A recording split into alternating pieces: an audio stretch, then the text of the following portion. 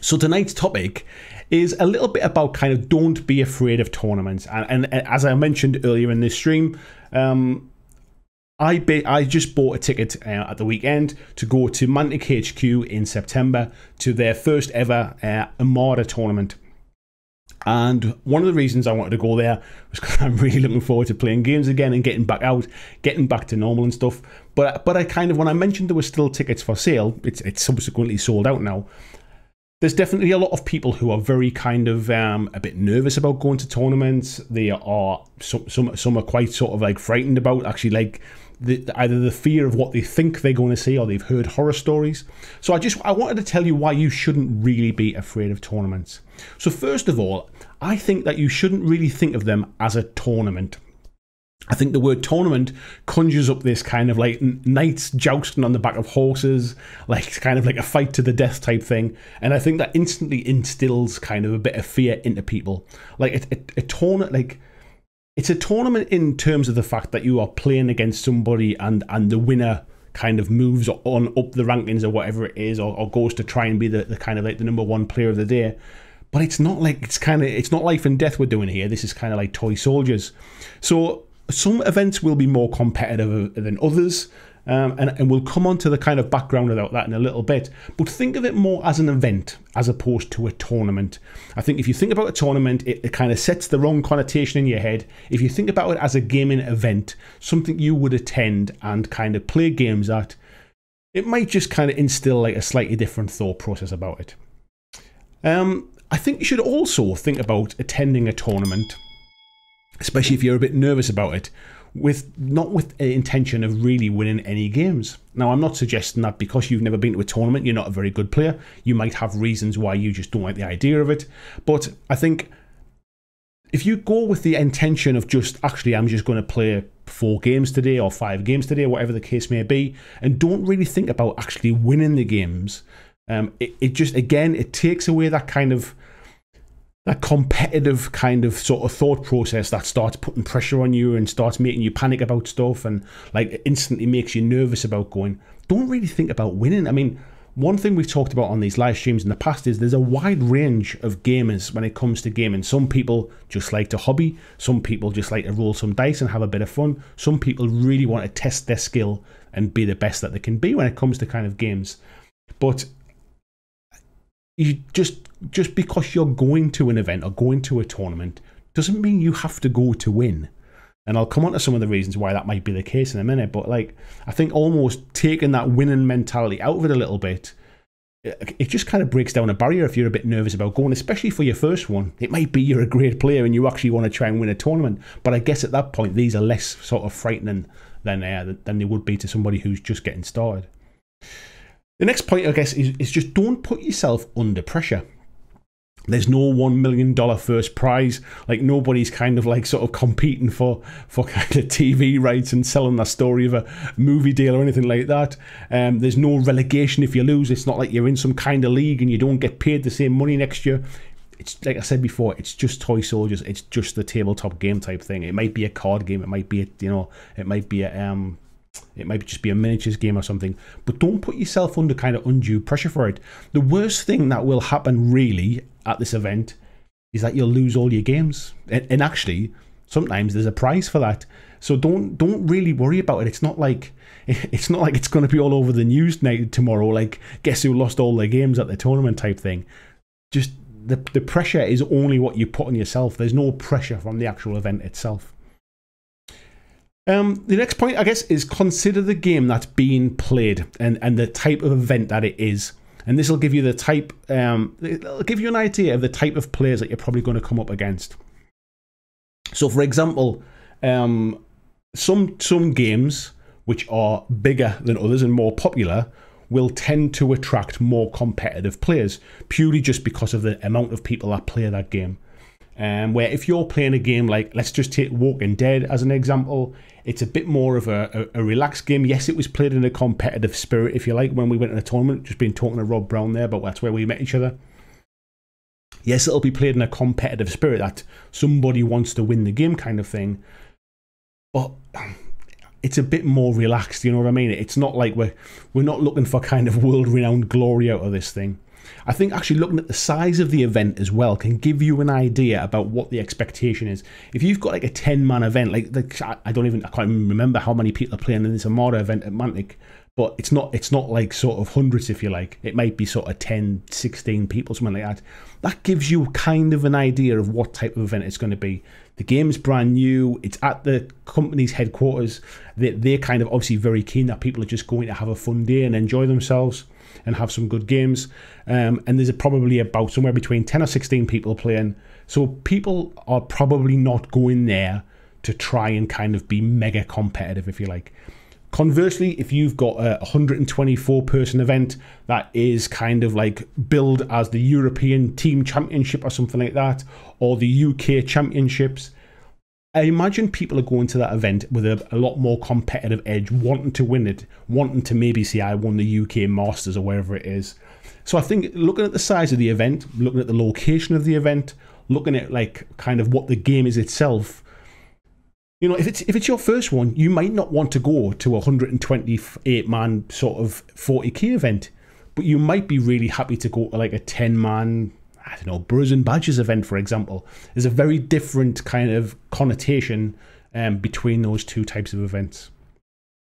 As I mentioned before as well, like about winning games, really, don't worry about winning games at your first event. You will learn loads about the game itself.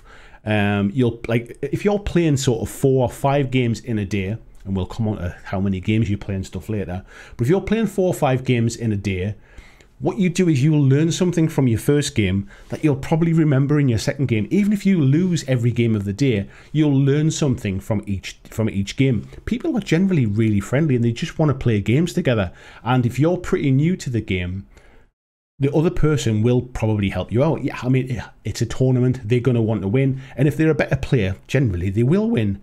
But they'll generally help you out. You can ask them to explain why did you do something. Even if they say, do you mind if I tell you at the end of the game, because it's part of something else I'm kind of planning, if you like, or something. They'll generally talk to you about stuff. They'll say, oh, if you'd done this here, this might have actually helped you in it, or it might have stopped me doing something else. So you tend to learn something from each game and take it into the next one, and you'll remember that stuff, as opposed to I play a game today and then I don't play another game for a month and I probably forgot all the bits that I did wrong. So it's good if you're just learning a game, if you're just new to a game, it's actually not a bad way to kind of get the rules into your head quite quickly. I once went to a War Machine tournament. It was at York Racecourse. It was a 2-day tournament, and I had played 1 game of War Machine prior to that, and I'd bought a second-hand Trollbloods army and literally stripped it and primed it white. That was as far as I'd got for that event. There was no painting requirements for the event, so I knew I wasn't kind of like hurting myself by going like that. And obviously I lost every game. I was there for 2 days. I lost every game I played. But I came away from that 2 days knowing how to play a War Machine, and that was, or War Machine and Hordes. And that to me actually was better than just playing a 1 game every couple of weeks, like meeting kind of a few local lads. So for me, that was a really good experience. I actually won a wooden spoon prize for coming last, which got me a free ticket for the next year's event. And I also got what was it, like Army needs more work type thing for my painting effort, and I won a set of paints. So actually, I got more than my money's worth just by going and losing every game. So not every tournament has to be like cutthroat, if you like. You'll also find your level pretty quickly. So there's something called a Swiss system. So everybody gets a random pairing for the first round, and then basically everybody that wins their first game will play against somebody else that won their first game in the next round, and everybody that lost their first game will play against somebody that lost their first game in the next round. And what happens is, over a period of maybe like sort of even just 1 game or 2 games, you start find like if you've lost both the first 2 games, you'll be paired up in your 3rd game against somebody else that's lost both their first games, and you very quickly kind of find your level amongst the player base that's there, especially if it's a bigger tournament type in size of numbers. You very quickly find your level, and actually I've had some of the best experiences, like being down on them bottom tables, playing against people who've turned up for the same reasons that I have, just come for a bit of a day out, just want to play some games, maybe want to have a couple of beers, maybe making a night of it, staying over and going for a few drinks on the night time. And actually some of those have been like the best experience I've had. So The idea of going and playing maybe 4 or 5 games and just getting absolutely smashed by this kind of mega competitive gamer, in reality, doesn't really happen. There's a chance you might get that in your first game, but there's a chance you might bump into somebody down the local gaming store for a game and have that for that one game.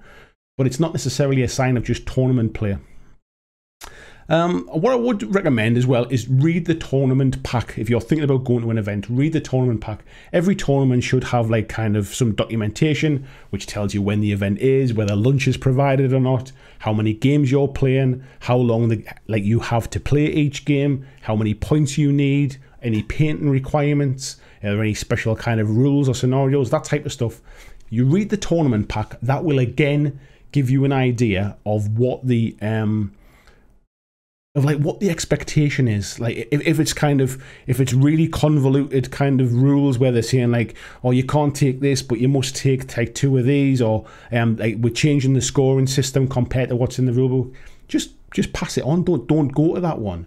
If they're saying it's more of a kind of like a bit more narrative type event, you know, like where each scenario's got like a bit of a story created, and actually it's like a case of you might get just points for, like, even if you get beat, you might get points for doing other bits of objectives and things. That might be a bit more fun, and you might feel like even if I get beat, there's other things I can do to kind of score some points. So make sure you read the tournament pack before you buy your ticket, and that'll kind of give you an idea about what the event is like. As I mentioned before, there's usually prizes for last place. There's things like best painted. There's things like most sporting for like kind of like good sporting behavior and things. So even if you're not that interested in actually winning the games, there's still other things that can interest you while you're there as well. I'd also say don't worry about going alone to these events as well. I think that's another thing that puts people off, the idea of thinking of going on their own and they won't know anybody. Folks generally are very friendly. After your first game, you'll already know one person there because you'll have spent the last hour and a half playing the game with them. Even if it's just somebody that over the rest of the day you can just kind of like catch their eye and just go, oh, how'd you get on game 2? What are you doing? How are you playing, kind of thing? How are you doing for the day? If your game finishes early, go and buy them a coffee, go and buy them a beer, sit and have a chat for 5 minutes. Like, you very, very quickly get to meet other people. And I can see that if people are a bit more socially anxious and they don't really like mixing with people, at least you're kind of like, you've got something in common with that person instantly. You're both at an event for a game you both like playing. And not all competitors are not all competitors, not all tournaments are competitive by design. I've seen some which literally have a narrative story through the day, and when you like sort of have your first game, the outcome of that will shape the story for the day, and it's actually more about kind of creating a bit of a narrative story through it. I've seen events where basically for the first 2 or 3 games you're playing against one person, and then for the last game, the results of the first few games then divides everybody up into 2 teams, and they push all the tables together, and this one mass battle type thing. And it's not really about winning, it's just about kind of creating this narrative event story through the day. So not all events are equal. Now, there are some downsides to tournaments. With everything, it's not all kind of sweetness and light. One thing I would say is it can be a really long day. If you've got a 1-day event and it might be 5 games over the day, you might have to travel quite some distance, so you're up at like sort of silly o'clock in the morning, you're travelling down, the first game starts at 9 o'clock or something, you're not leaving till 6 and you might have a 3-hour drive home. It can be mentally exhausting to play 4 or 5 games in a day. I personally love 2-day events. I love being able to get there either on the Friday night, so I'm there ready for the Saturday morning. And some of the best events I've been to, you get to meet the people on the Friday night and have a few drinks with anybody else that's travelled. The Saturday night, the kind of like the social aspect, the getting together, maybe going for a curry together, having a few beers, spending a bit of time with other people and stuff. It just tends to kind of relax you over the 2 days. So I much prefer going to 2-day events, but 1-day events are fine as long as I'm not kind of like playing too many games or I'm not traveling too far. You can come across some very win-at-all-cost sort of salty competitive gamers, and unfortunately, this is not just limited to tournaments. What I would say is they are generally few and far between. You'll be sort of pretty unlucky if you get one in the first round. I think the bigger the event, it sounds counterintuitive that actually if it's a small event, you've got more chance of coming up against one. Actually, what tends to happen is the bigger the event, the more chance you've got of coming up against one, because the big events tend to be the really competitive ones. Therefore, there are a lot of people there who are actually really going to try and win. The smaller events, for all, like, if there's 10 people in an event, you're thinking, oh, there's a 1 in 9 chance here, I'm gonna get a bit of an awkward game or something. You generally don't. But unfortunately, that's, you may well come across that. Put it down to experience. Finish the game, forget about it, and kind of move on. The rest of your day's games are going to be fine. And as I said before, some tournaments are far more competitive than others, so it pays to research in advance. If you go to an event and you're not really expecting it, and it turns out to be a really competitive one, and people are like sort of really playing to the fine edge of the rules and picking you up on every last thing, you will not find that enjoyable. But I find that avoiding those sort of big, huge events, the big 120 odd person events, the kind of like the big team championships, the UK nationals, all that kind of stuff. Avoid them for your first events until you're really comfortable in the game and you're enjoying the tournament scene. I think you'll be fine. But yeah, unfortunately, I think you do have to kind of go in with your eyes open. But follow some of them tips, and you will certainly there's nothing to fear about them. And you'll certainly have a good experience. Thanks for watching my video. I hope that you really enjoyed it. And if you did, why not consider clicking on the suggested video below to see more of the work that I've done. If you'd like to support the long-term sustainability of this channel, why not consider checking out my Patreon, where you can pledge and support from as little as $2 a month. And there is lots of different tiers and bonuses, which will give you access to a private Discord server. It will give you free t-shirts, free mugs, a podcast every month, and a number of other things, including getting your name at the end of every video, like these awesome folks who already support me now.